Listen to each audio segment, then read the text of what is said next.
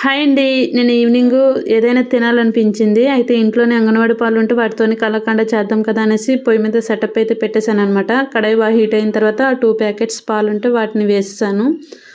పాలు ఎప్పుడైతే మరిగాయో మరిగిన తర్వాత నిమ్మరసం అయితే వేసుకోవాలండి. నేనైతే నిమ్మరసంతో పాటు 2 స్పూన్స్ వెనిగర్ కూడా యాడ్ చేసి బాగా కలిపేసుకొని పాలల్లో వేసేసాననమాట. పాలు మరిగిన తర్వాతే వేసుకోవాలి. అప్పుడే పాలు విరగడం స్టార్ట్ అవుతాయండి. చూసారా ఈ విధంగా విరుగుతాయన్నమాట.